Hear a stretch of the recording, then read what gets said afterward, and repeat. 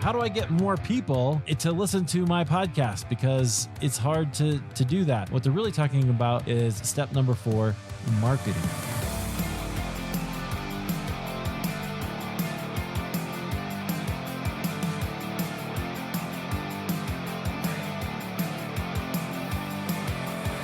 Hey friends, welcome back to the Christian Podcaster. I'm so glad that you are here. This is the show. It's an official podcast of Christian Podcasters Association. If you haven't joined us and you're a Christian podcaster of literally any stripe, if you're a business person who has a podcast to help promote your business, or you're a hobby podcaster, or you have a podcast that you really think God is calling you to build into a ministry, Christian Podcasters Association is for you. Best place to find us is on Facebook. Search Christian Podcasters Association. Join that free Facebook group. That's a great place to get started. And then, of course, always ChristianPodcastersAssociation.com as well. Okay, so we've been talking about, we've had lots of different conversations on the Christian Podcaster recently, and we've been talking about this metaphor that I have of building your podcast. The way to start thinking about it is as a house. So we've talked about your mindset as the foundation. Got to get your mind right. Got to get that in. I think it's a really biblical concept. Sometimes we don't give enough attention to. So we talked about that. Then we talked about our message and really nailing your message, getting your message just right so that it resonates with your people. Because once you do that, then it makes a lot of the next steps very much easier, right? It's a lot easier to do that. And then we talked about mechanics, which is all the stuff like microphones and things that you use to record, kind of the infrastructure in your house that you never think about. You set up one time and hopefully from there it just works. Those are all great things. But the question that most people ask when they come into Christian Podcasters Association, I often ask them, hey, what's your biggest struggle? And the number one thing they say is, I bet you can't guess, right? How do I grow my show? How do I get more people to listen to my podcast? Because it's hard to do that. What they're really talking about is step number 4, marketing. I call marketing curb appeal. So today we're going to talk about marketing, and I also have a special guest with us. She is a host of her own podcast called Untangled Faith. She's helping out with CPA, and she's one of our gold members. So we have Amy Fritz is going to here, and she's also great at marketing her show. I love that. So I invited her to come and speak with us about marketing today. Amy, welcome to the Christian Podcaster.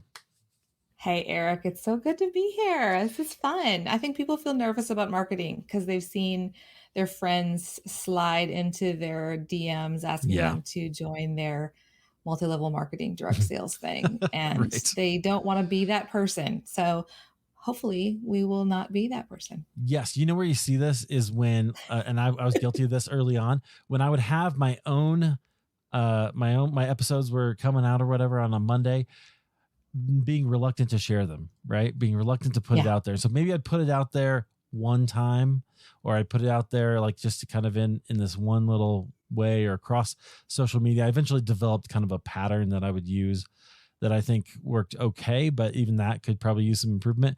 But that I see people doing that. They're just sort of wanted to share, but they're not, there's usually some things that they need to do in order to market their show that they're not willing to do yet.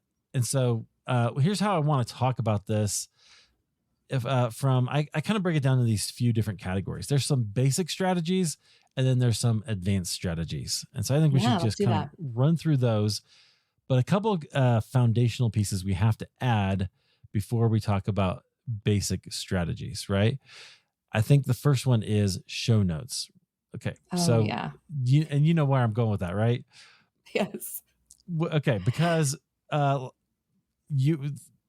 whole point of sharing your stuff on social is to drive traffic to your website, to some place where you can capture an email address, get people to start to know, like, and trust you, get familiar with your feel, things like that, which your website does all of that. And I don't think that's as appreciated, particularly in the show notes world. Nothing makes me crazier, not crazy, but I just, first, when I see it, I go, oh, okay, we got to fix this. Is when somebody has like their episodes, they've got that big player and it's got all of the episodes, which is fine. But then I want you to have show notes for each individual episode so that you can be sharing that. Yeah. Yeah. And like what you said, some people don't think about website when it comes to sharing their show, but I want to talk about how we need to make it really easy for people to find us. Ridiculously Yes. easy. And podcast players they don't necessarily make it easy to share an episode from, your podcast host or the place that you choose to play on your phone.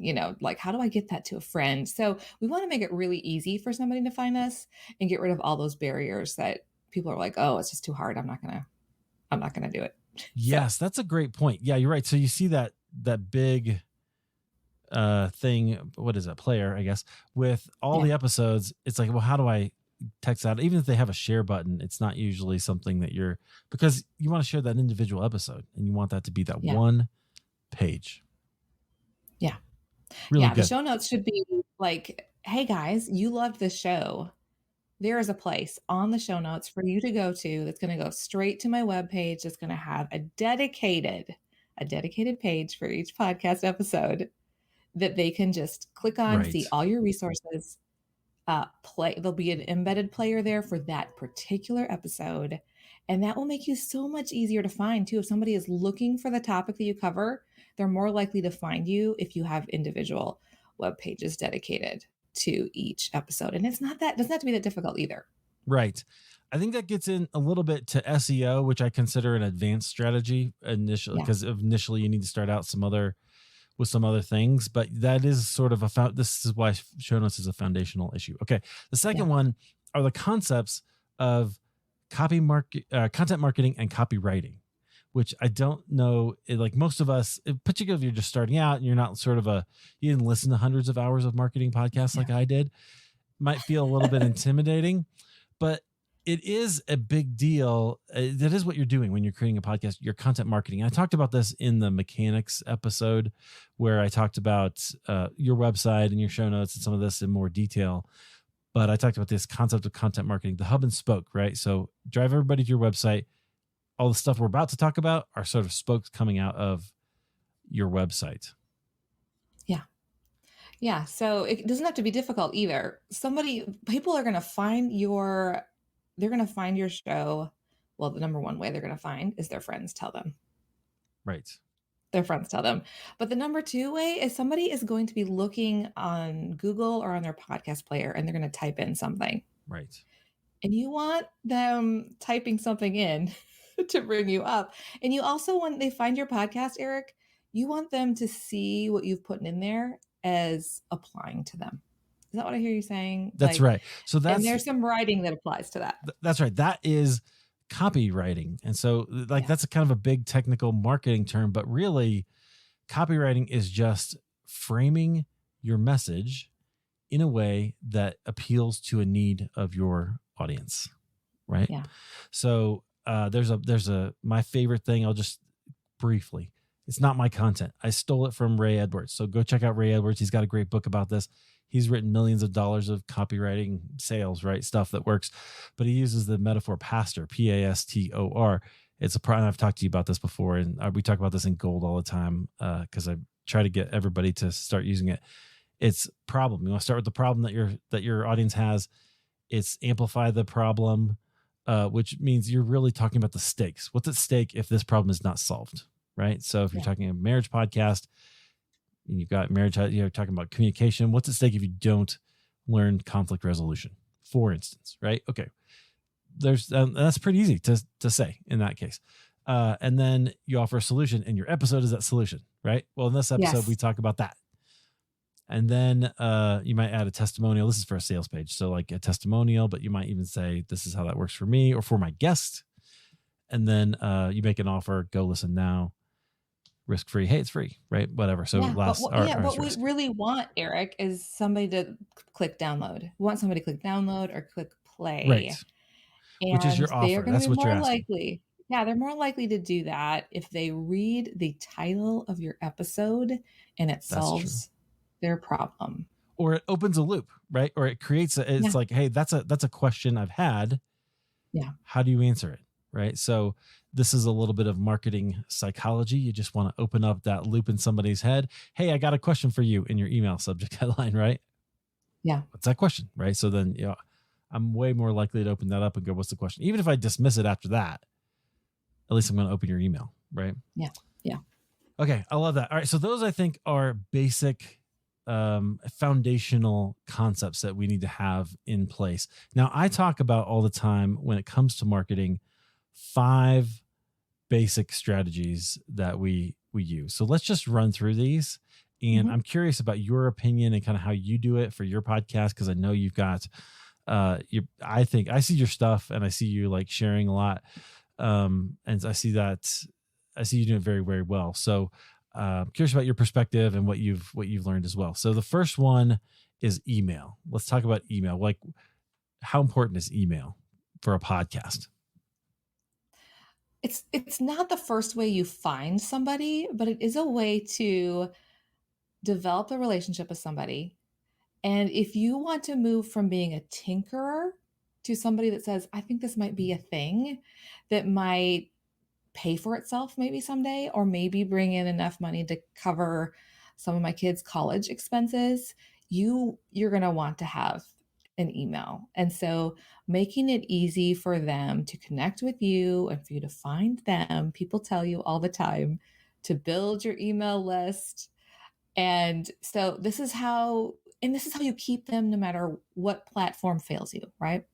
So if Instagram goes away, if Twitter goes away, if all the other things go away, people still have their email address. Right. And they stick with the same email address forever. And so it's just a way to say, hey friend, how are you doing?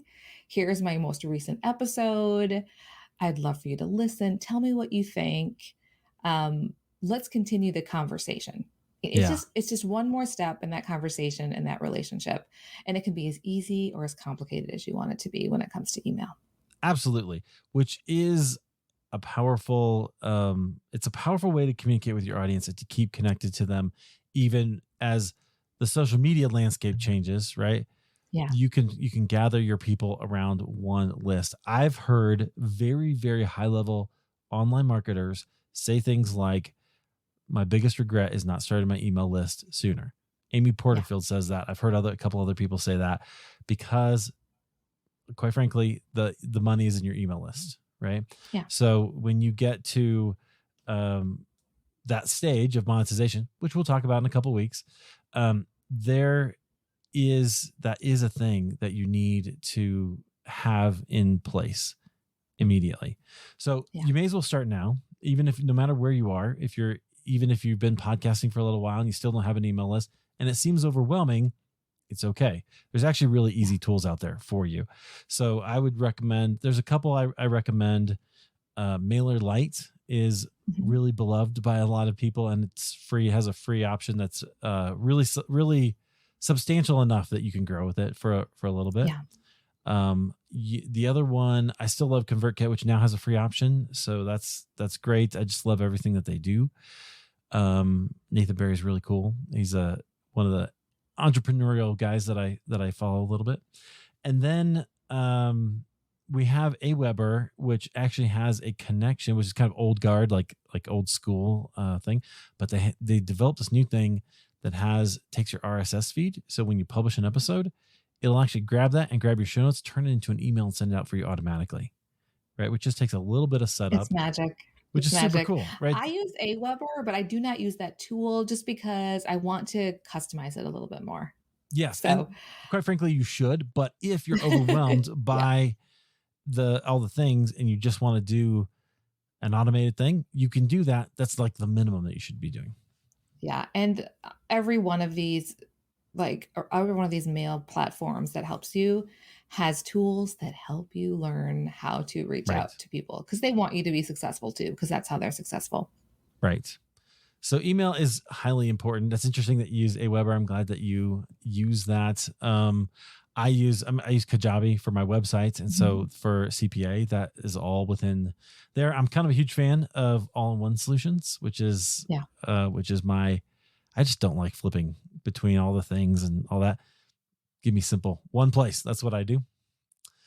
Okay. So from there, that's number one is email. Number two is social. We've talked a little bit about social already, but you got to be willing to share your stuff on social media. Yeah. I love social media. It's so fun. I It don't is know fun. how you feel about it, Eric, but I love it. My favorite is Instagram. That's my favorite place to share. Okay, well, I don't get that because I don't understand Instagram at all. But I do love social media, and I'll tell you, but something changed for me. I want to say after I started my show, and I don't know, maybe it was like I started in 2016, and maybe I think so 2017, somewhere in there. I realized that I should treat so instead of treating social media as a distraction and as a kind of enemy, that it was a tool, right, for Yeah. connection. And once you make that little mindset shift, a lot of things opened up for me. I started CPA. I started, putting things out there, trying videos, things like that. So that's the way to think about social media is as a tool. But what does it do? Like for you, what have you found on social, and how have you kind of drawn a community together using it? Well, I would think one of the reasons why I've been able to have downloads, pretty significant downloads from the very beginning of my podcast that I started in April of 2021 was because I'd already found out where my people were online. So Right. I knew what I was interested in. I knew where, and I knew what I wanted to talk about, and I knew where people were talking about it. And they were talking about it on Twitter. And that is where I sort of started with social media. But I also had connections on Instagram. And so it is, if you are passionate about something, you will talk about it and you will naturally talk about it in all the places. You cannot help yourself. And so you will naturally draw people to you that want to talk about the same things, and you will look for people that want to talk about the same things. You know, the algorithm can be your worst enemy or your best friend when it comes to echo chambers, but it can also suggest for you, right? It can suggest for you people that may be interested in what you are interested in. So I was already hanging out in some of these places, which in talking about the topics just naturally, like what's happening in the world that is in part of the niche that I want to do my podcast in, and other people want to talk about it. I mean, this is the basic easy not going to school marketing. This is like, what do you love and how can you gather people around you to talk about it with you? Like it's like having a party on the That's internet. right. Invite your friends over for a dinner party, invite them to your table, and make it as engaging as you possibly can. I was telling somebody yesterday I used to do these. I should revive this practice, but it was like it's a Twitter party. Have you ever seen these where you do like a bunch of questions in an hour and people come in and answer them, and then you kind of have this talking, and you're kind of leading the conversation by just asking the questions. Which for me, man, questions all day. I could think of Yeah. a million questions to ask about a topic.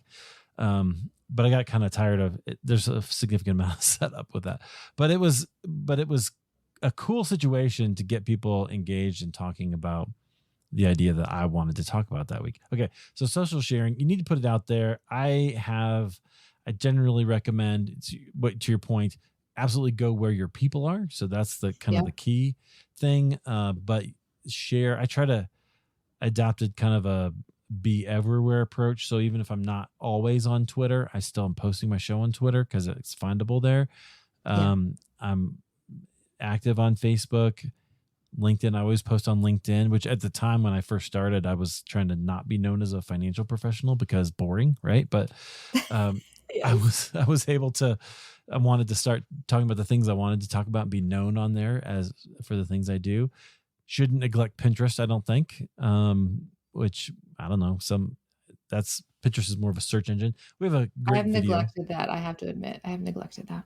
A lot of people do actually, and that's one thing that I think these are the things we should think about and start doing. I'm on a couple of niche and weirder social platforms as well, but that's just because I got into them because I wanted my name on them. So it's okay. But that's as Yes.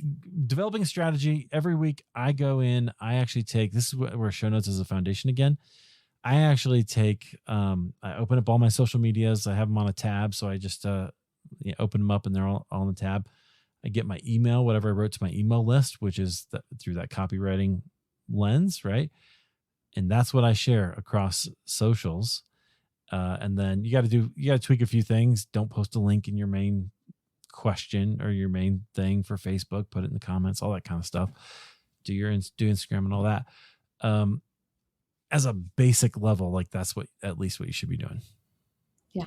Yeah. And think of it like a conversation too. You're still trying to solve somebody's problem. Well, you're trying to help them solve their own problem. So think about that when you create your graphics for Instagram. And also remember, if you're on Instagram, that is a very visual platform. And so what's more important than the words? The pictures.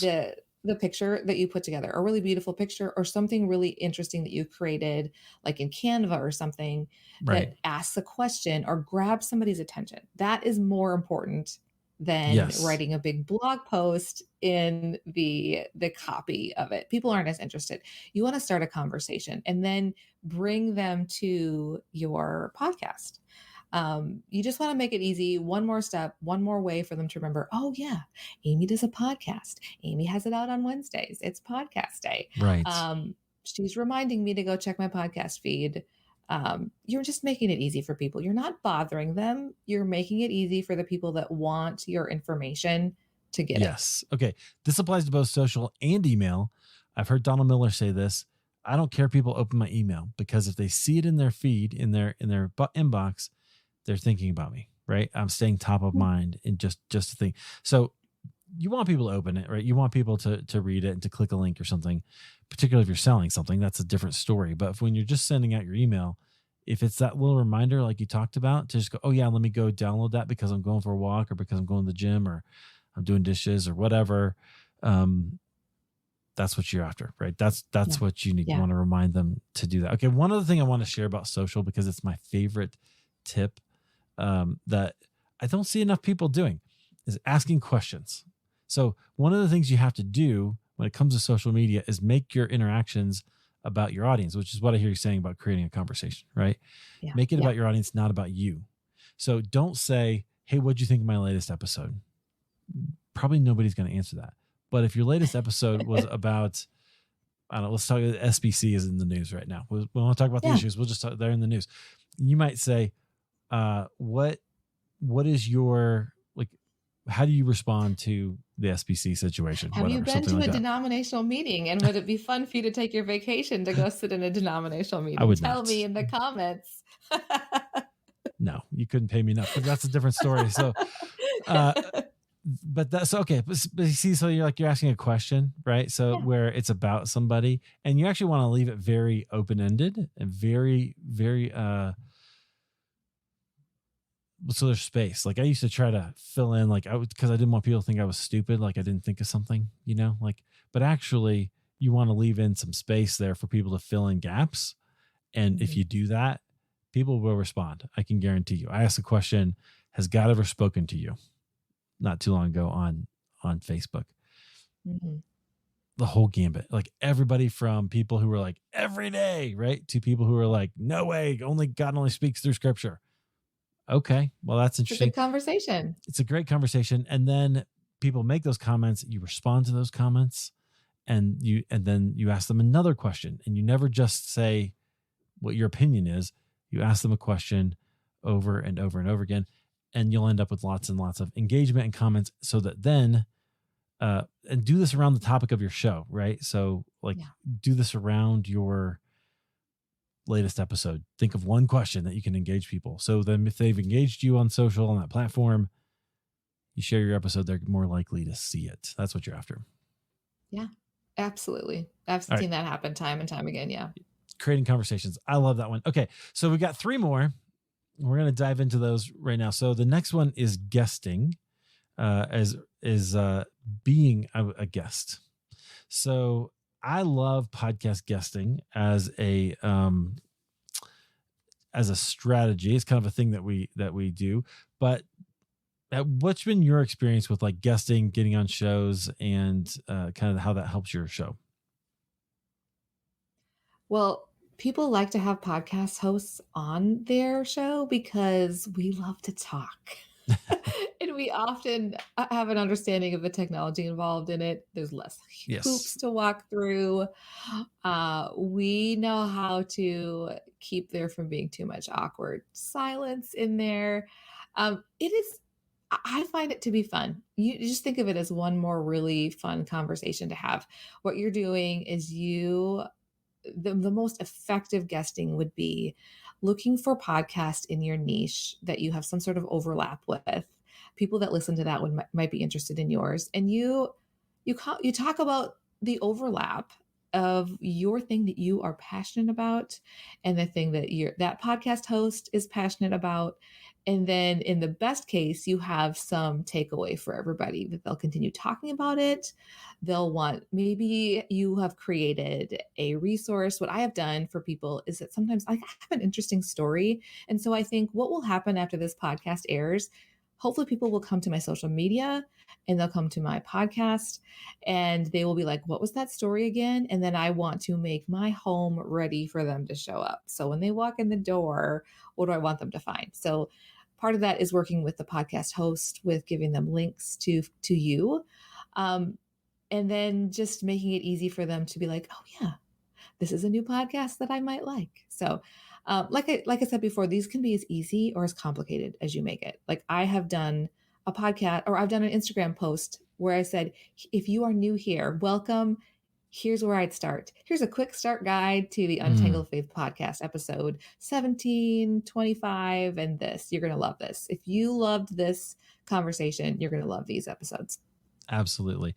Yeah, that's really great. You can also send people to a lead magnet, right? For your show, to get them on your email list, or get them to follow you on social. Those are all really good. I think guesting, what we know is that podcast listeners listen to podcasts, right? That's right. It's so much easier to get someone to listen to you that already listens to podcasts. So it is one of the best ways to get listeners, is to go on another show.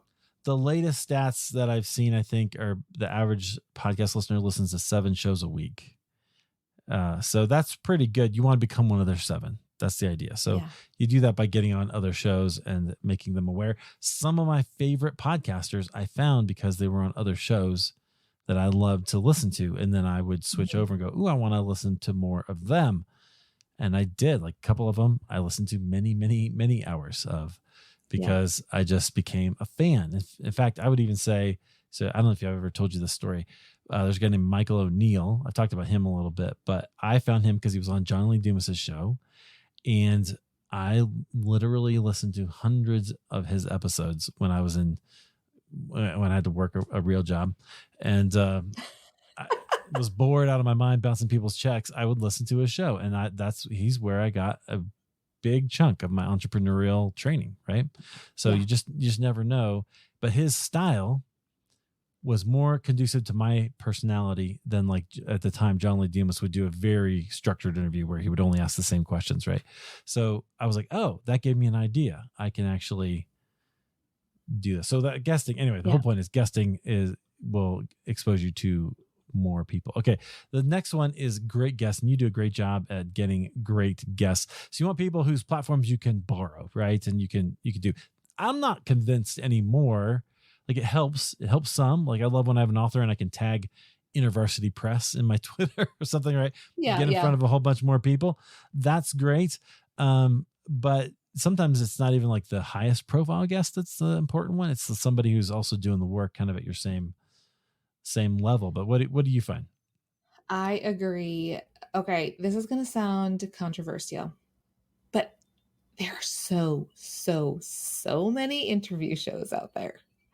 It's going to take you a lot of work to stand out with an interview podcast, even if you have a guest that is well known, because that well known guest is going to be on a million podcasts. What you want is for them not just to follow that guest. You want them to stay. You want them to stick around. And so you need to think about your approach to that to make the most of that guest. So yes, having a higher profile guest that your listeners will love is going to be great, but how you handle that interview is going to be what keeps them coming back. What is a little bit different about your approach? What questions can you ask that are not the same questions that they've already answered a million times on their book tour? So I don't know. Does that make sense to you, Eric? Absolutely. I know everybody that wants to start a podcast wants to do an interview podcast. I would say that's fun, but I also think, here, let's talk about this in another another podcast, Eric, but I think we can hide. I think we can hide behind interviews because we're a little nervous about putting our own voices out there. And what people really want is what makes you different. And so you're going Right. to need to put your own spin Yeah. and like, what is the spice that you add to this that's going to bring them back, and not just follow Beth Moore to her next podcast stop that she's on. Right. Yeah. Okay. Is she doing interviews, by the way? Because I would love to get her on my She did show. quite a few with her memoir that came Oh out. So, man, I should have hopped on that. Well, that's all right. So well, yes, I'm gonna piggyback on that because a friend of ours, Amber Cullum, who has the Grace Enough podcast, we are going to yes, mention her podcast so many times because Amber's a genius. She has found that she sometimes gets more interaction on her podcasts when she does not jump on the booking them and airing them right when that new book came out, because they're in so many interviews during that Mhm. time. You may stand out a little bit more by airing an interview with somebody not the month their book launched, but maybe several months later. Yeah, I that's learned that probably from Amber. true. I could see that. Okay, Amber is great. She gets guests who I can't get. She had. I'm still jealous. She's not paying us for this. She's not, She's not. but you think she would be because we like to shout her out. She had Richard Foster on her She show, did. and I'm just apoplectic about it. I can't believe it. I'm like, what? You got to be She kidding me. had Dr. Langberg, and she's one of my biggest Yeah. heroes in the Christian mental health world. So I'm just saying, So we maybe could we'll learn have a to few talk things. to her about How that. do you But get a yes from your people? I don't know. We'll Right? ask Amber. We'll do that. But getting guests, getting great guests, people that you want to talk to. I think there's a couple things under this. Number one is networking. It's a great way to build your network, to grow, to be, Yeah.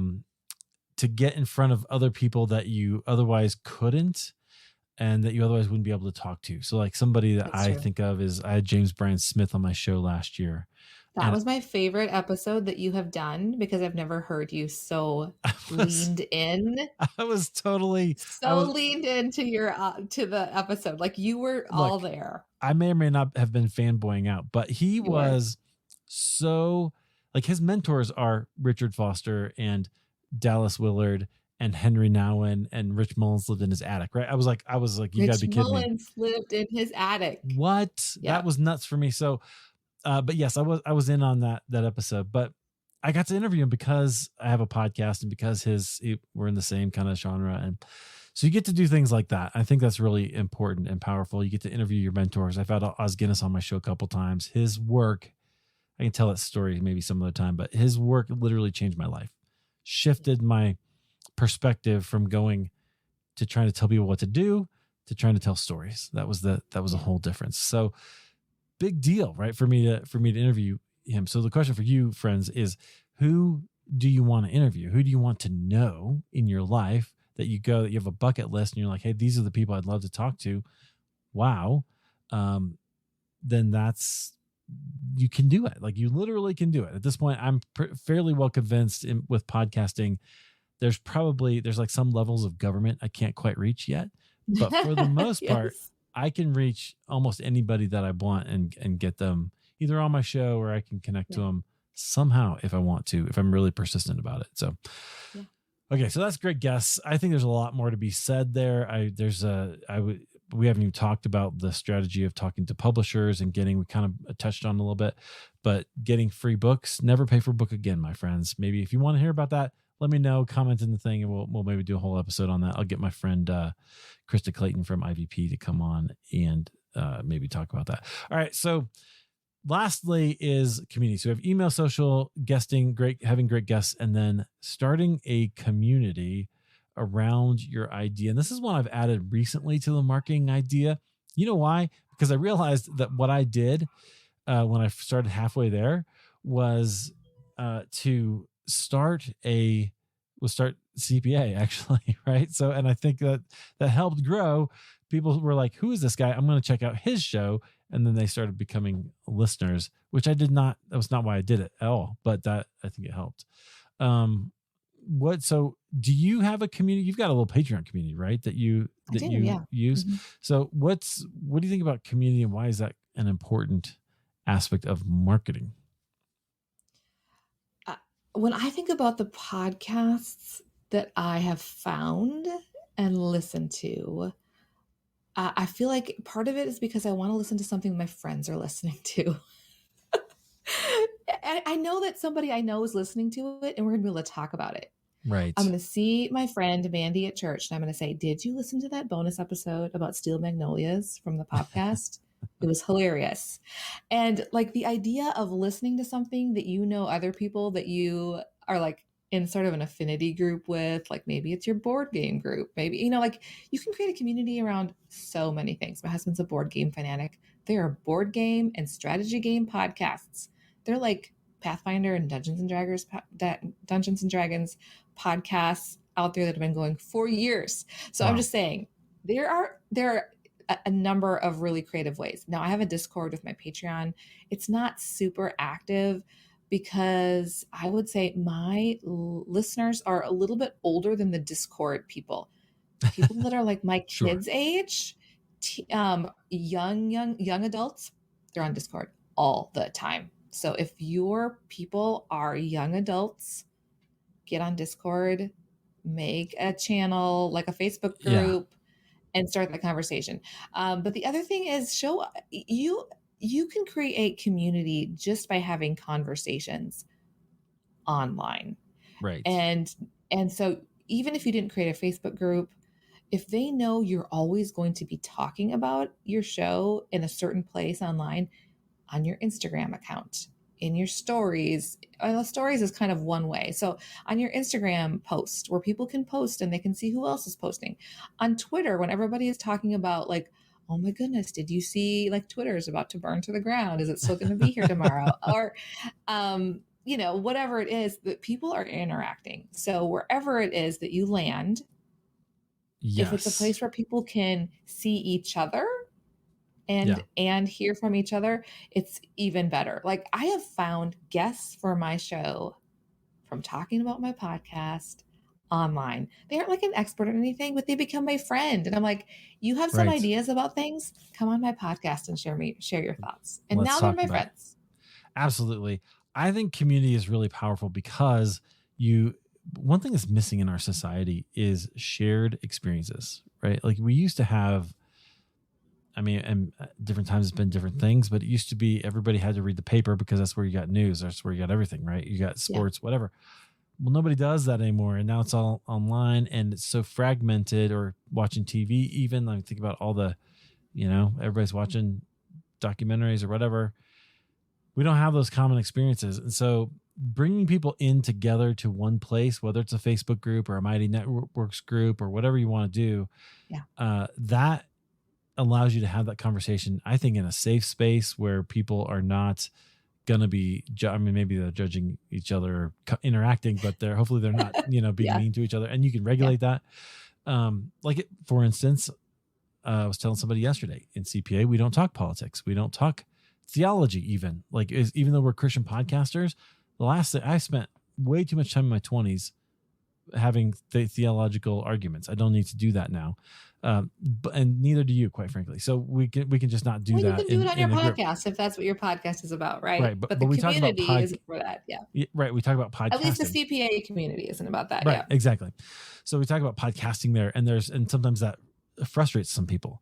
But in order to keep it safe, I can mitigate that. And so whatever right. that is, that's okay. So that's what I'm trying to get at. I love that. Okay. I think community is really powerful. And I think it's a basic strategy. I think if you have a message and there's certain people that you're trying to help, bringing them into a place where you can talk about that message and they can help each other. This is one last thing before we wrap up here. This is, I think I know you've read Caitlin Beatty's book, Celebrities for Jesus.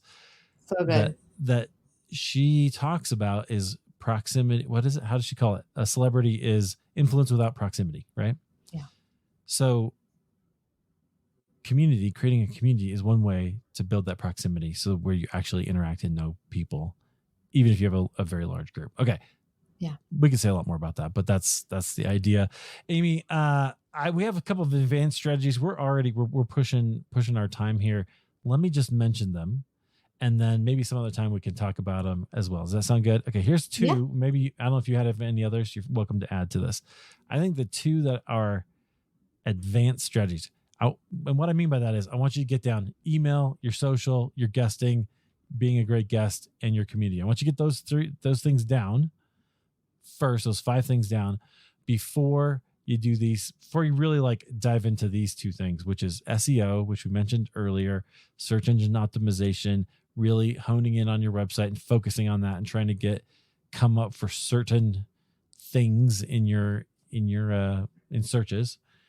And the second one is paid ads. I see a lot of people try to what if I pay you an ad on Facebook? Look, if you don't have everything else dialed in, I don't know that you're going to be, what are you inviting people to? Right. Like, well, I don't know that you're, you need to know what your goal is. Yeah. An ad is just going to be throwing money. It's easy to throw away money. It's easy to throw away money on an ad. Yeah.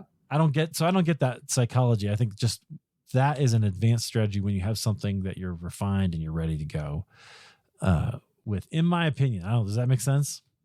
Yeah, it makes total sense. When you talk about building the walls of your podcast, I think you have a couple options, and this applies to marketing as well. You either become the general contractor that hires out all the things that are done, or you become the person that does the building, or you do a hybrid of things. And so we're just going to give you some options of whether you have the ability or the resources to screw in that, board on the wall. Right. It's just a start. You can always hire somebody later if you want to, or if you just absolutely hate drywall, somebody can do the drywall a lot better than you can. Always pay the drywall guy. Always. It's so hard. Anyway, that's sanding and mudding and taping. I'm just saying, you don't want to do it. That's the voice of experience anyway. Okay. Maybe that applies to ads too, right? Like maybe just pay somebody to do your ads, because there's so much to know. It's sort of like that. I think of it. So if marketing is your curb appeal, right? The flowers you're planting or whatever, ads are like putting a sign in your yard, right? Or a sign down at the end of the block or something to bring people to where you're going for the party. So think of it that way, but you're going to do a whole bunch of other things to kind of make your house look good first. That's what I would think. Yeah. Don't invite people over before you've cleaned up the house. Yeah. All right. You'll so that's good. Feel bad about it. Amy, thanks for being here. I really do appreciate the conversation and the help with talking about marketing. Definitely I hope friends that this has at least given you a little bit of a framework of what we're talking about. You can find Christian Podcasters Association at christianpodcastersassociation.com. Once again, our Facebook group is free. You should be in there if you're a Christian podcaster. Come join us. If you know a Christian podcaster, please tell them about us. Send them there. It's the best thing you can do. I absolutely love when I get people sending people my way. So I'd love that. And make sure you're on our mailing list at christianpodcastersassociation.com as well. All right, Amy, thanks for being here. Yeah. Thanks. Let's do this again sometime.